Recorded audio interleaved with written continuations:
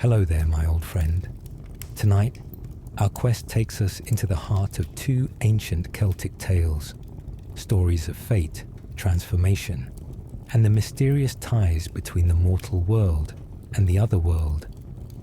In these stories, we follow the origins of two figures whose births are touched by magic and prophecy. One tale speaks of a child destined for greatness, whose presence will shape the future of his people. The other tells of a mother caught between two worlds, her fate entwined with forces beyond human understanding. These are stories where the veil between realms is thin, where destiny is written in whispers of the wind and the ebb and flow of time itself. Before we begin, my friend, like and subscribe, so you'll always be ready for your next sleepy quest. It helps my tales reach more wanderers who seek a touch of magic in their dreams. Now, settle in, take a deep breath, and let's travel back to an age of myth and legend. The birth of Bran. There are people who do not like dogs a bit. They are usually women. But in this story, there is a man who did not like dogs. In fact, he hated them. When he saw one, he used to go black in the face, and he threw rocks at it until it got out of sight. But the power that protects all creatures had put a squint into this man's eye, so that he always threw crooked. This gentleman's name was Fergus Fionn, and his stronghold was near the harbour of Galway. Whenever a dog barked, he would leap out of his seat, and he would throw everything that he owned out of the window in the direction of the bark. He gave prizes to servants who disliked dogs, and when he heard that a man had drowned a litter of pups, he used to visit that person and try to marry his daughter. Now Fionn, the son of Oisín, was the reverse of Fergus Fionn in this matter, for he delighted in dogs, and he knew everything about them, from the setting of the first little white tooth to the rocking of the last long yellow one. He knew the affections and antipathies which are proper in a dog, the degree of obedience to which dogs may be trained without losing their honourable qualities or becoming servile and suspicious. He knew the hopes that animate them, the apprehensions which tingle in their blood, and all that is to be demanded from or forgiven in a paw, an ear, a nose, an eye, or a tooth. And he understood these things because he loved dogs, for it is by love alone that we understand anything. Among the 300 dogs which Fionn owned, there were two to whom he gave an especial tenderness, and who were his daily and nightly companions. These two were Bran and Seolan. But if a person were to guess for 20 years, he would not find out why Fionn loved these two dogs, and why he would never be separated from them. Fionn's mother, Muirn, went to Wide Allen of Leinster to visit her son, and she brought her young sister Tuin with her. The mother and aunt of the great captain were well treated among the Fianna, first, because they were parents to Fionn, and second, because they were beautiful and noble women. No words can describe how delightful Muirn was. She took the branch, and as to Tuin, a man could not look at her without becoming angry or dejected. Her face was fresh as the spring morning, her voice more cheerful than the cuckoo calling from the branch that is highest in the hedge, and her form swayed like a reed and flowed like a river, so that each person thought she would surely flow to him. Men who had wives of their own grew moody and downcast, because they could not hope to marry her, while the bachelors of the Fianna stared at each other with truculent, bloodshot eyes. And then they gazed on Tuin so gently that she may have imagined she was being beamed on by the mild eyes of the dawn. It was to an Ulster gentleman, Eolan Eichtach, that she gave her love, and this chief stated his rights and qualities and asked for her in marriage.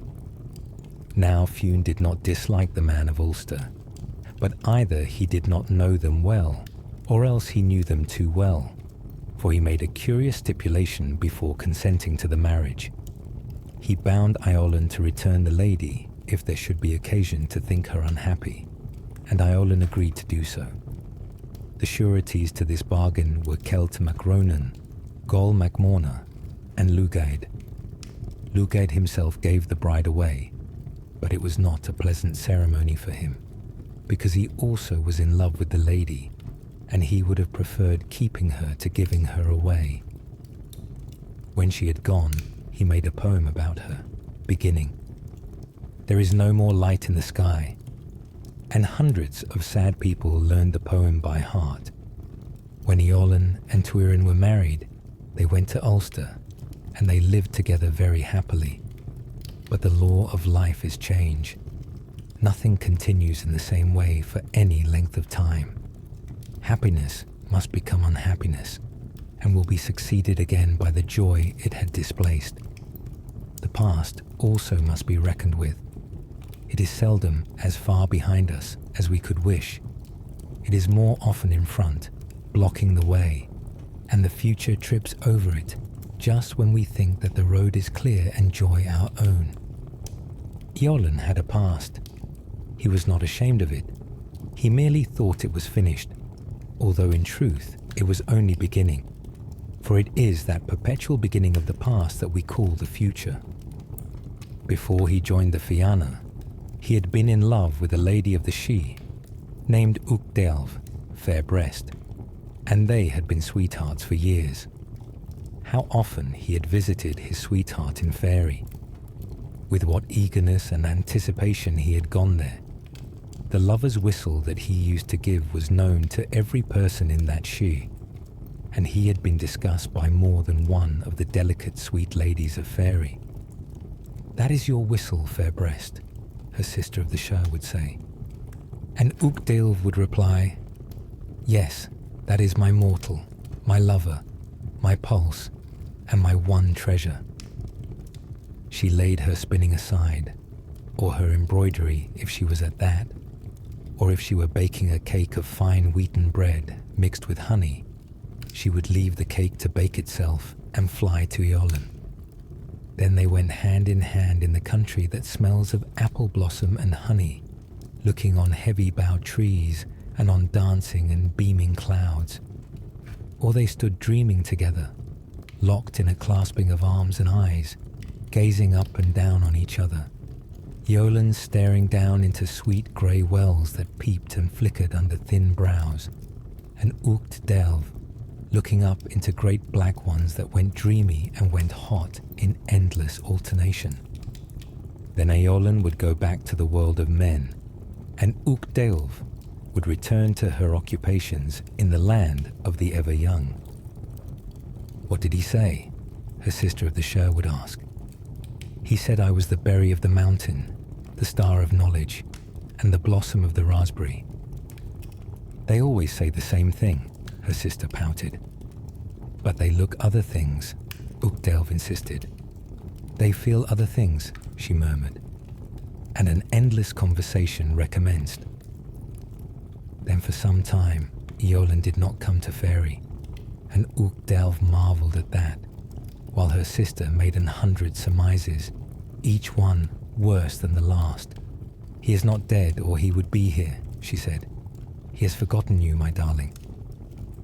News was brought to Tuilna en Og of the marriage of Oisín and Tuin, and when Uachtailv heard that news, her heart ceased to beat for a moment, and she closed her eyes. "Now," said her sister of the Sidhe, "that is how long the love of a mortal lasts," she added, in the voice of sad triumph, which is proper to sisters.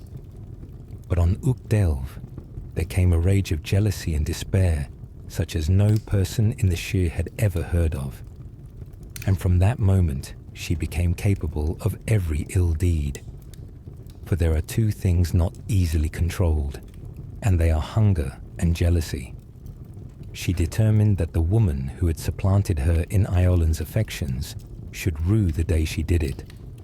She pondered and brooded revenge in her heart, sitting in thoughtful solitude and bitter collectedness, until at last she had a plan.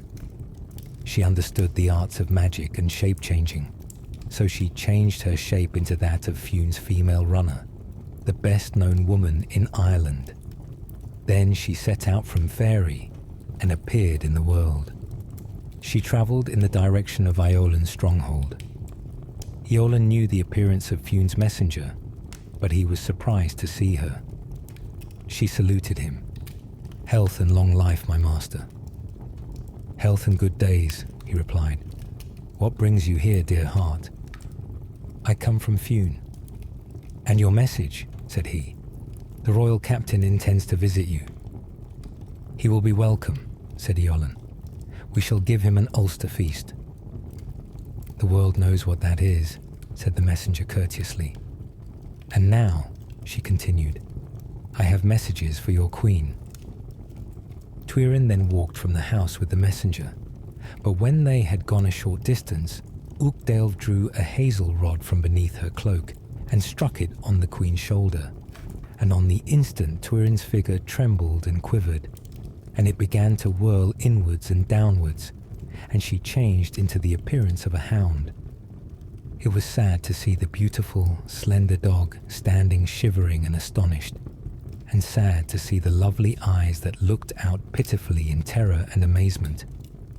But Uchtdale did not feel sad. She clasped a chain about the hound's neck, and they set off westward towards the house of Fergus Fionn Leath, who was reputed to be the unfriendliest man in the world to a dog.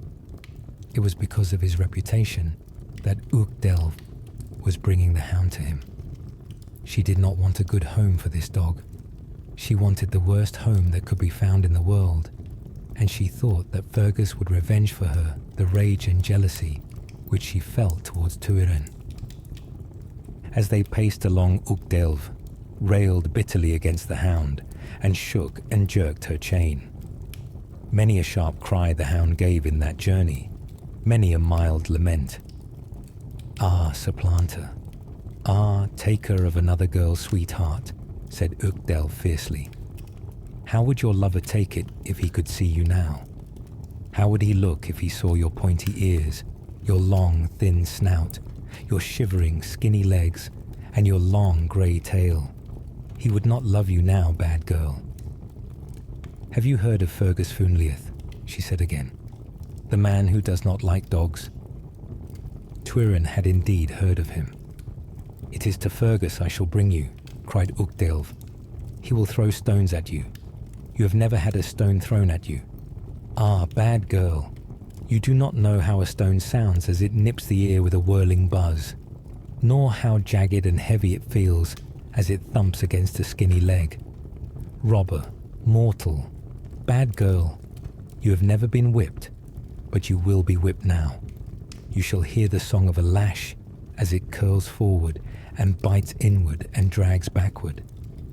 You shall dig up old bones stealthily at night and chew them against famine. You shall whine and squeal at the moon and shiver in the cold, and you will never take another girl's sweetheart again." And it was in those terms and in that tone that she spoke to Tuirin as they journeyed forward, so that the hound trembled and shrank and whined pitifully and in despair. They came to Fergus Fionn Leath's stronghold, and Uchtdale demanded admittance. "Leave that dog outside," said the servant. "I will not do so," said the pretended messenger. "You can come in without the dog, or you can stay out with the dog," said the surly guardian. "By my hand," cried Uchtdale, "I will come in with this dog, or your master shall answer for it to Fionn." At the name of Fionn, the servant almost fell out of his standing. He flew to acquaint his master, and Fergus himself came to the great door of the stronghold. "By my faith," he cried in amazement, "it is a dog." "A dog it is," growled the glum servant. "Go you away," said Fergus to Uchtdale, "and when you have killed the dog, come back to me, and I will give you a present." "Life and health, my good master, from Fionn, the son of Cumhaill, the son of Basin," said she to Fergus. "Life and health back to Fionn," he replied. "Come into the house and give your message, But leave the dog outside, for I don't like dogs." "The dog comes in," the messenger replied. "How is that?" cried Fergus angrily. "Fionn sends you this hound to take care of until he comes for her," said the messenger. "I wonder at that," Fergus growled, "for Fionn knows well that there is not a man in the world has less of a liking for dogs than I have.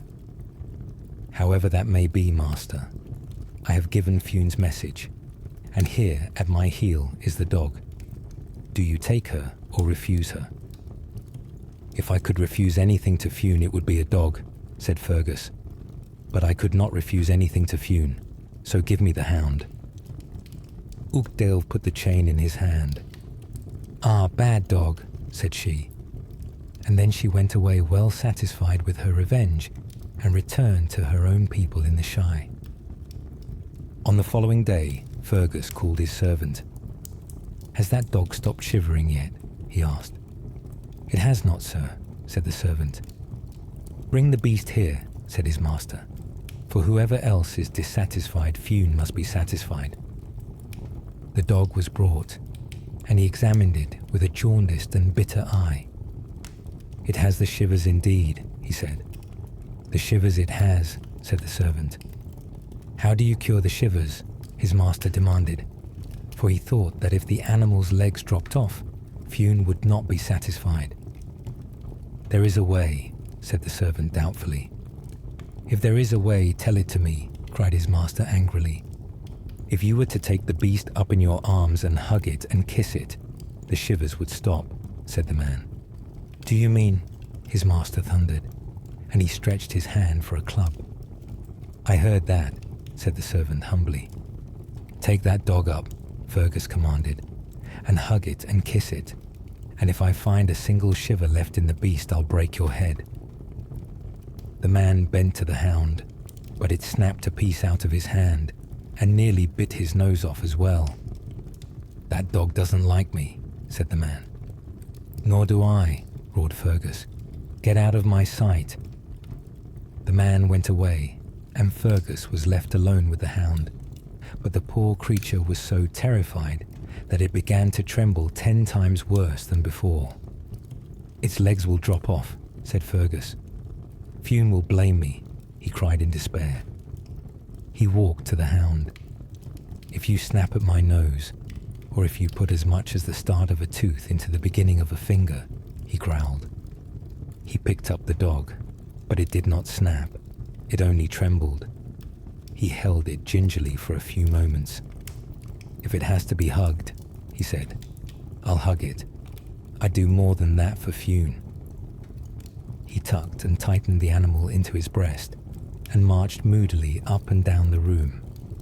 The dog's nose lay along his breast under his chin, and as he gave it dutiful hugs, 1 hug to every 5 paces, the dog put out its tongue and licked him timidly under the chin. "Stop," roared Fergus. "Stop that forever."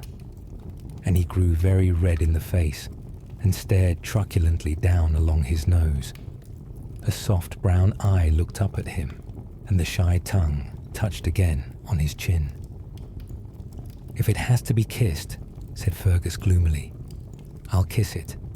I'd do more than that for Fionn," he groaned. He bent his head, shut his eyes, and brought the dog's jaw against his lips.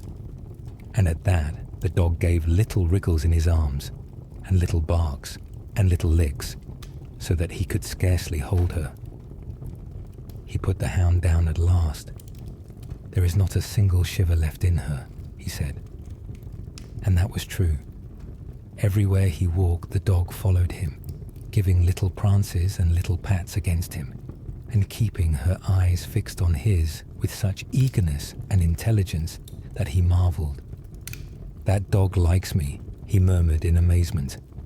"By my hand," he cried next day, "I like that dog." The day after that, he was calling her my one treasure, my little branch. And within a week, he could not bear her to be out of his sight for an instant.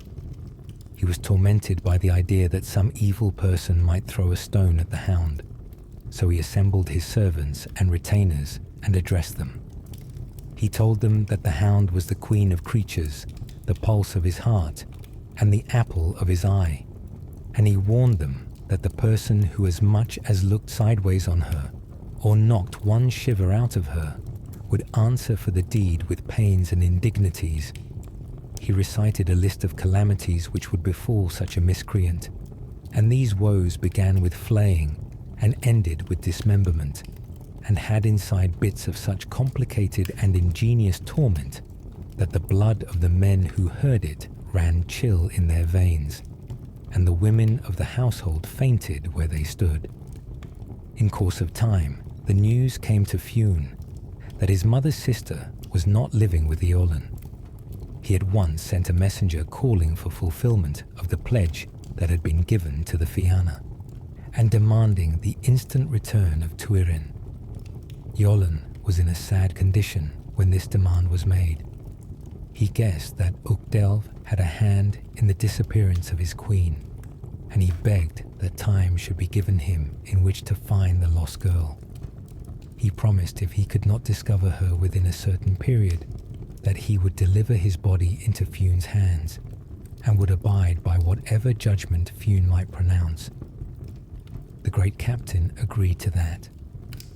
"Tell the wife-loser that I will have the girl, or I will have his head," said Fionn.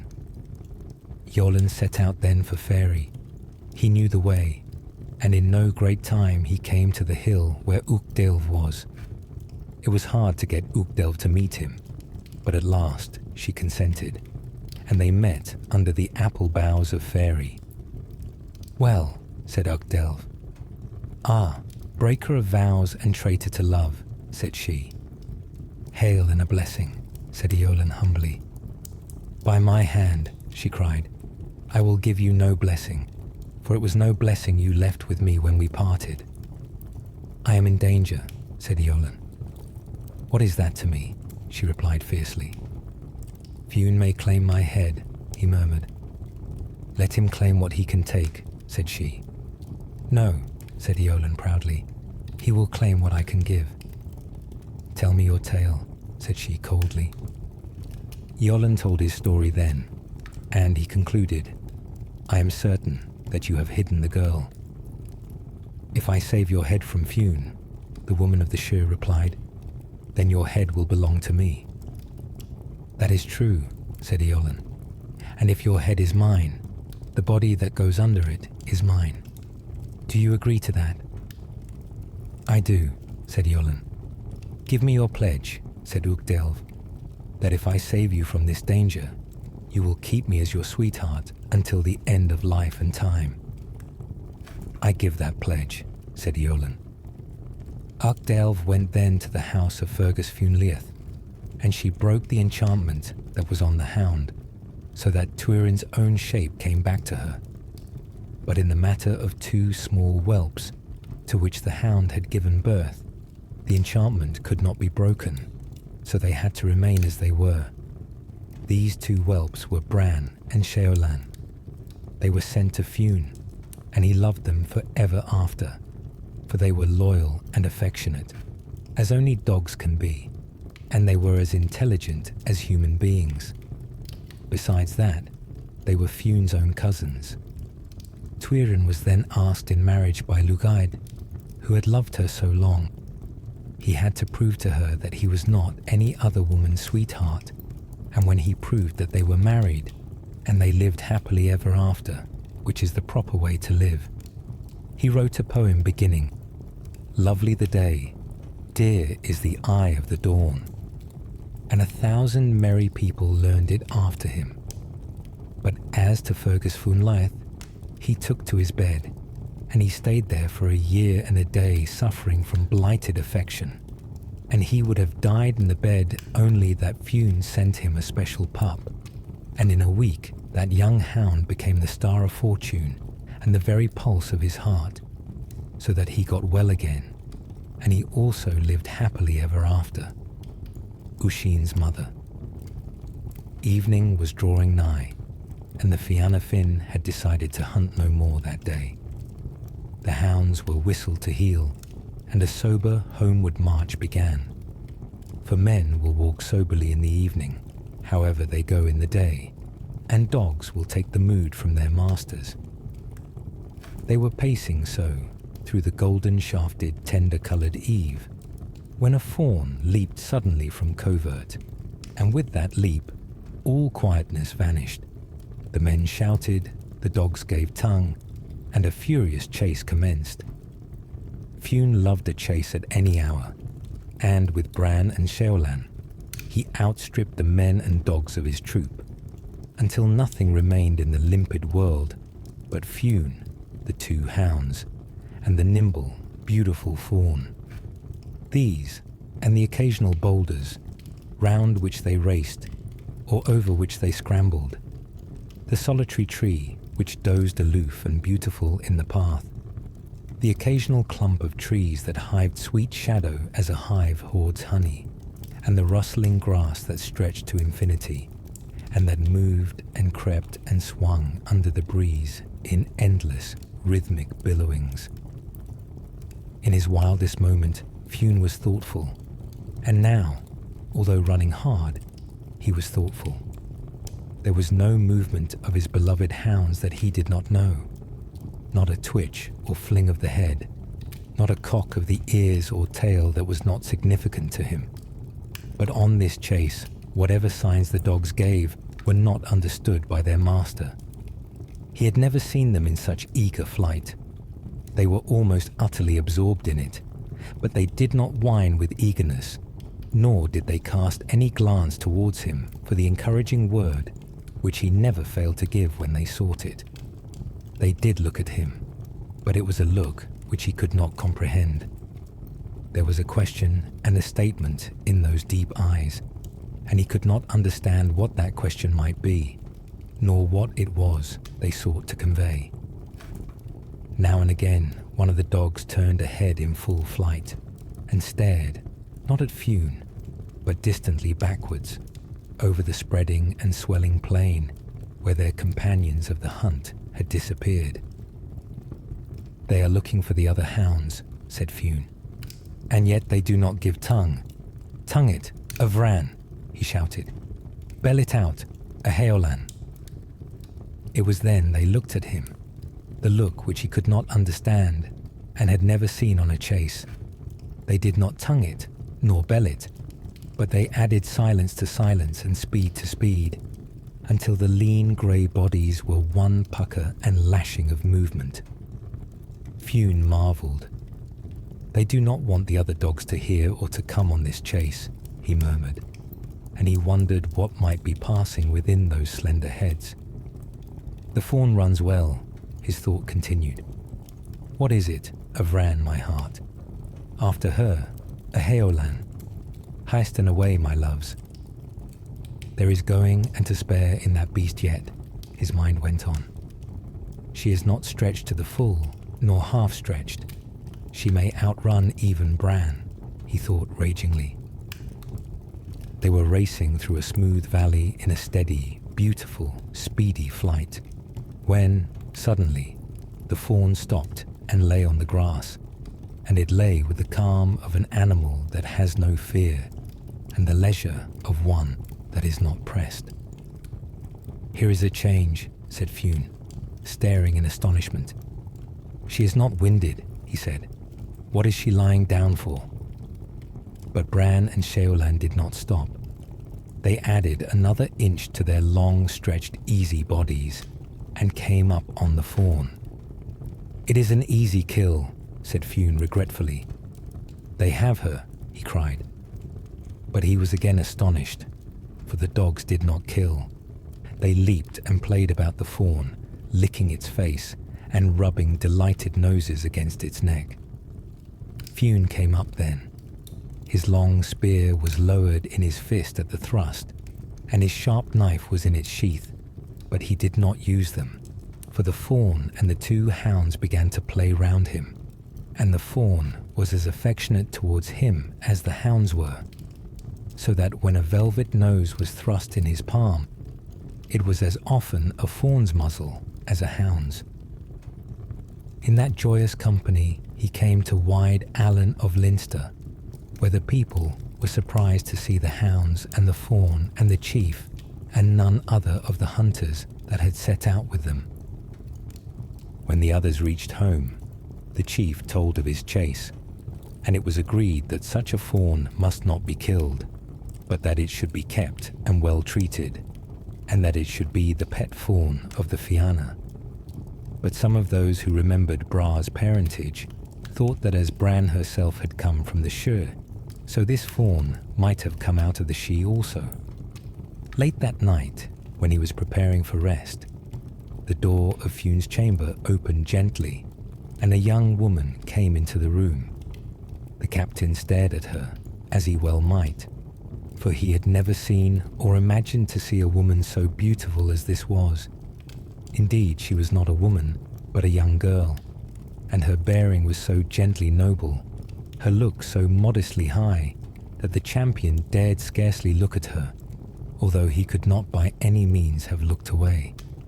As she stood within the doorway, smiling, and shy as a flower, beautifully timid as a fawn, the chief communed with his heart.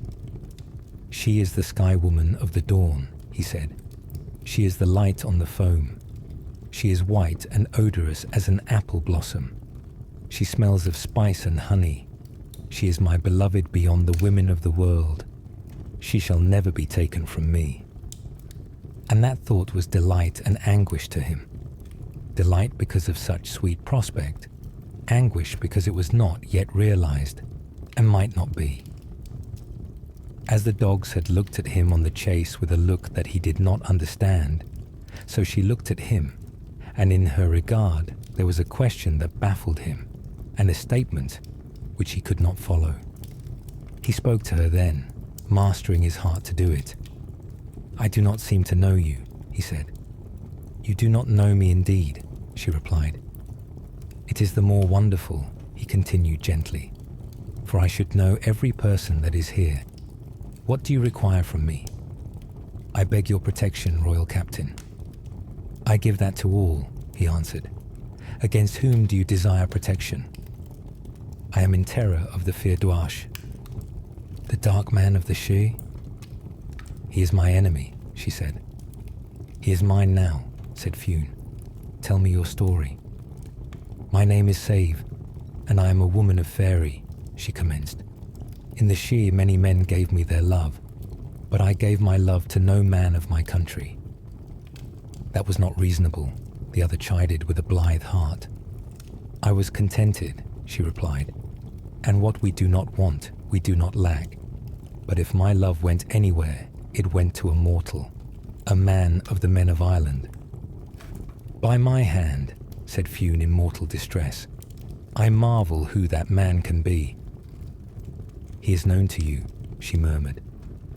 "I lived thus in the peace of Faerie, hearing often of my mortal champion, for the rumour of his great deeds had gone through the She, until a day came when the black magician of the men of God put his eye on me, and after that day, in whatever direction I looked, I saw his eye." She stopped at that, and the terror that was in her heart was on her face. "He is everywhere," she whispered. "He is in the bushes and on the hill. He looked up at me from the water, and he stared down on me from the sky. His voice commands out of the spaces, and it demands secretly in the heart. He is not here or there. He is in all places at all times. I cannot escape from him," she said, "and I am afraid." And at that she wept noiselessly and stared on Fionn. "He is my enemy," Fionn growled. "I name him as my enemy." "You will protect me," she implored. "Where I am, let him not come," said Fionn. "I also have knowledge. I am Fionn, the son of Wale, the son of Bison, a man among men, and a god where the gods are. He asked me in marriage," she continued, "but my mind was full of my own dear hero, and I refused the dark man. That was your right, and I swear by my hand that if the man you desire is alive and unmarried, he shall marry you, or he will answer to me for the refusal." "He is not married," said Save, "and you have small control over him." The chief frowned thoughtfully. "Except the High King, and the kings, I have authority in this land." "What man has authority over himself?" said Save. "Do you mean that I am the man you seek?" said Fionn. "It is to yourself I gave my love," she replied. "This is good news," Fionn cried joyfully. "For the moment you came through the door, I loved and desired you, and the thought that you wished for another man went into my heart like a sword." Indeed, Fionn loved Save as he had not loved a woman before and would never love one again. He loved her as he had never loved anything before. He could not bear to be away from her. When he saw her, he did not see the world, and when he saw the world without her, it was as though he saw nothing, or as if he looked on a prospect that was bleak and depressing. The belling of a stag had been music to Fionn, but when Save spoke, that was sound enough for him. He had loved to hear the cuckoo calling in the spring from the tree that is highest in the hedge, or the blackbird's jolly whistle in an autumn bush, or the thin, sweet enchantment that comes to the mind when a lark thrills out of sight in the air and the hushed fields listen to the song. But his wife's voice was sweeter to Fionn than the singing of a lark. She filled him with wonder and surmise. There was magic in the tips of her fingers. Her thin palm ravished him. Her slender foot set his heart beating, and whatever way her head moved there came a new shape of beauty to her face. "She is always new," said Fionn. "She's always better than any other woman. She's always better than herself." He attended no more to the Fianna. He ceased to hunt. He did not listen to the songs of poets or the curious sayings of magicians, for all of these were in his wife, and something that was beyond these was in her also.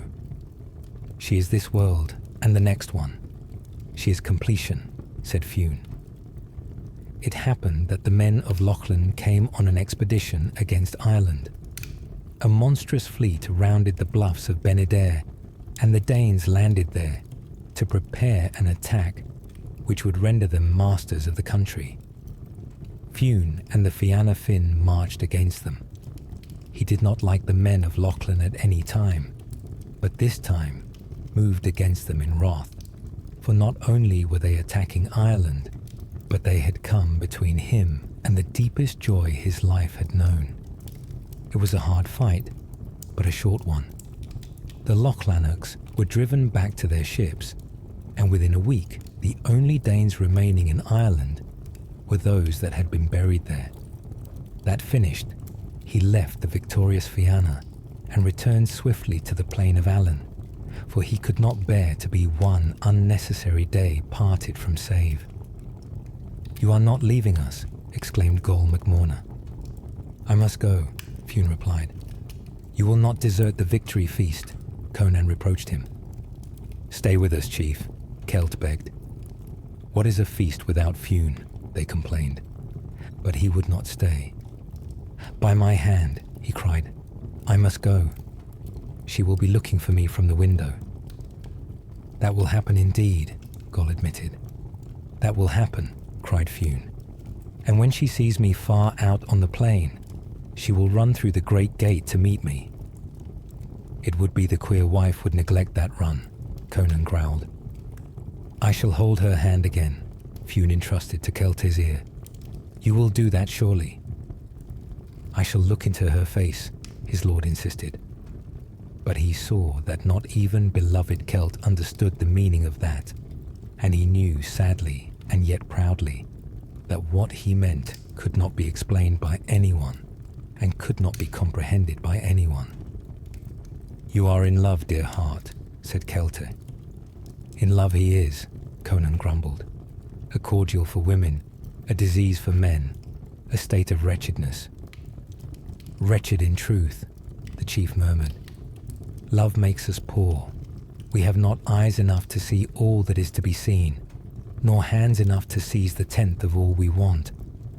When I look in her eyes, I am tormented because I am not looking at her lips, and when I see her lips, my soul cries out, Look at her eyes. Look at her eyes. That is how it happens, said Goll rememberingly. That way, and no other, Celt agreed. And the champions looked backwards in time on these lips and those, and knew their chief would go. When Fionn came in sight of the great keep, his blood and his feet quickened, and now and again he waved a spear in the air. She does not see me yet, he thought mournfully. She cannot see me yet, he amended, reproaching himself. But his mind was troubled, for he thought also, or he felt without thinking, that had the positions been changed, he would have seen her at twice the distance.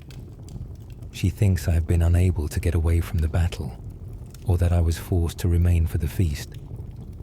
And without thinking it, he thought that had the positions been changed, he would have known that nothing could retain the one that was absent. Women, he said, are shamefaced. They do not like to appear eager when others are observing them.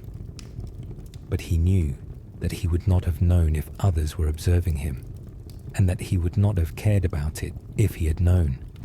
And he knew that his save would not have seen, and would not have cared for any eyes than his. He gripped his spear on that reflection, and ran as he had not run in his life, so that it was a panting, dishevelled man that raced heavily through the gates of the great dun. Within the dun there was disorder. Servants were shouting to one another, and women were running to and fro aimlessly, wringing their hands and screaming. And, when they saw the champion, those nearest to him ran away, and there was a general effort on the part of every person to get behind every other person. But Fionn caught the eye of his butler, Gareth Cronin, the rough buzzer, and held it. "Come you here," he said. And the rough buzzer came to him without a single buzz in his body. "Where is the flower of Allen?" his master demanded. "I do not know, master," the terrified servant replied. "You do not know," said Fionn. "Tell what you do know." And the man told him this story. When you had been away for a day, the guards were surprised. They were looking from the heights of the dun, and the flower of Allen was with them. She, for she had a quest's eye, called out that the master of the Fianna was coming over the ridges to the dun, and she ran from the keep to meet you. "It was not I," said Fionn. "It bore your shape," replied Gareth Cronin. "It had your armour and your face, and the dogs, Bran and Ceolan, were with it." "They were with me," said Fionn. "They seem to be with it," said the servant humbly. "Tell us this tale," cried Fionn. "We were distrustful," the servant continued. "We had never known Fionn to return from a combat before it had been fought, and we knew you could not have reached Ben Adar or encountered the Lochlanags. So we urged Our Lady to let us go out to meet you, but to remain herself in the dun." "It was good urging," Fionn assented. "She would not be advised," the servant wailed. "She cried to us, 'Let me go to meet my love.'" "Alas," said Fionn. "She cried on us, 'Let me go to meet my husband, the father of the child that is not born.'" "Alas," groaned deep-wounded Fionn. "She ran towards your appearance that had your arms stretched out to her." At that wise Fionn put his hand before his eyes, seeing all that happened. "Tell on your tale," said he. She ran to those arms, and when she reached them, the figure lifted its hand. It touched her with a hazel rod, and while we looked, she disappeared, and where she had been there was a fawn standing and shivering.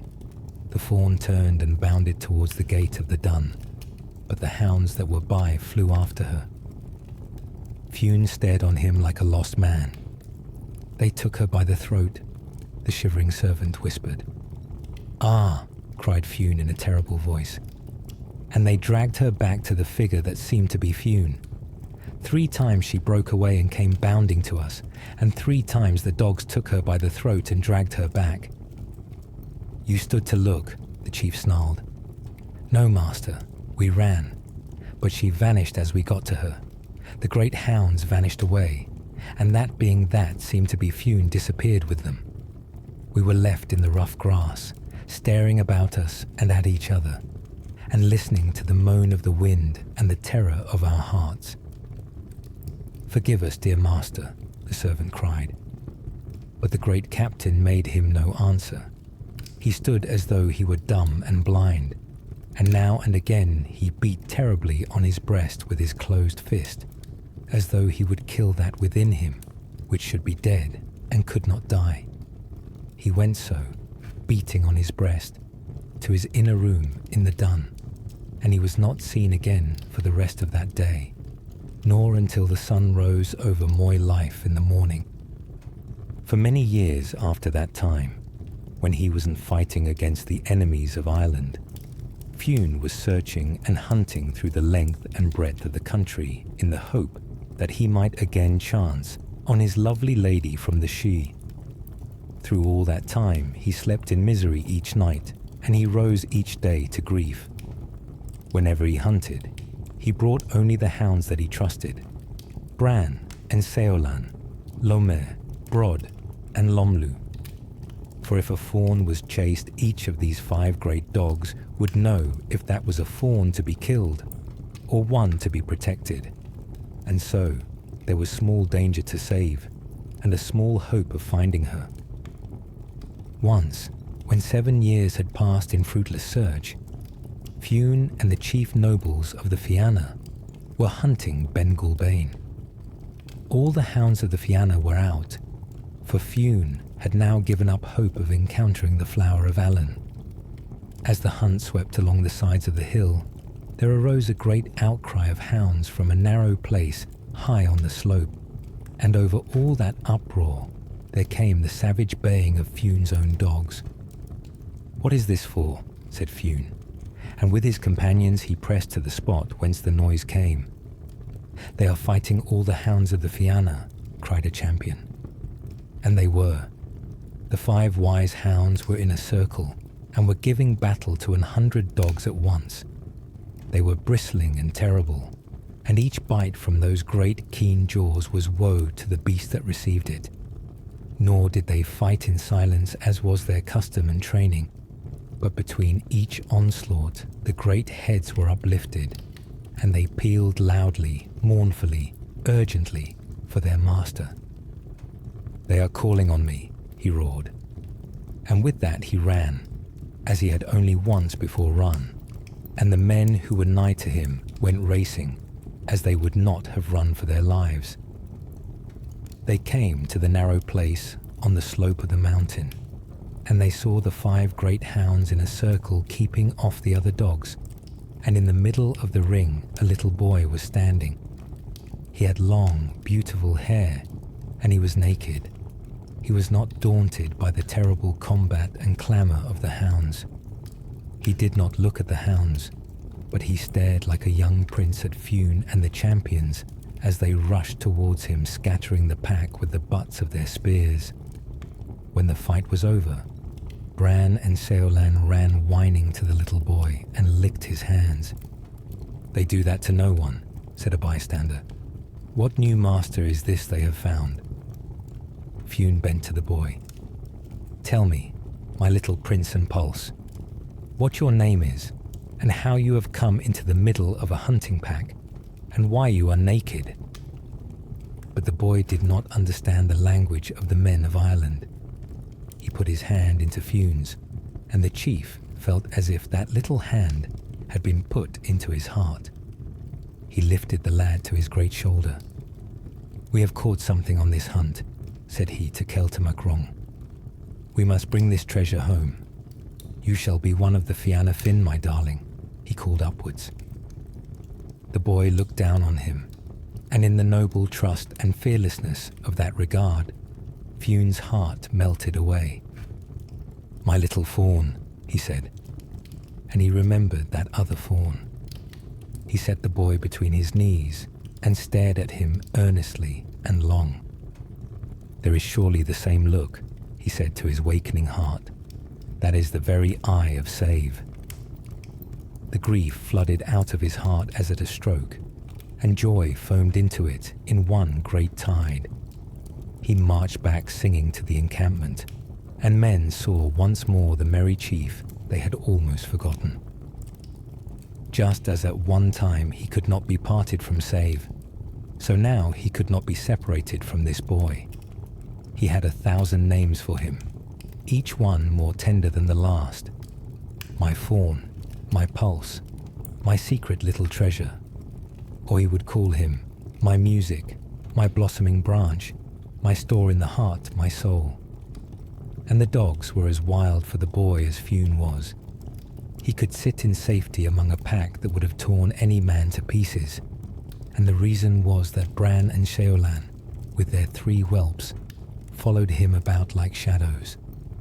When he was with the pack, these 5 were with him, and woeful indeed was the eye they turned on their comrades when these pushed too closely or were not properly humble.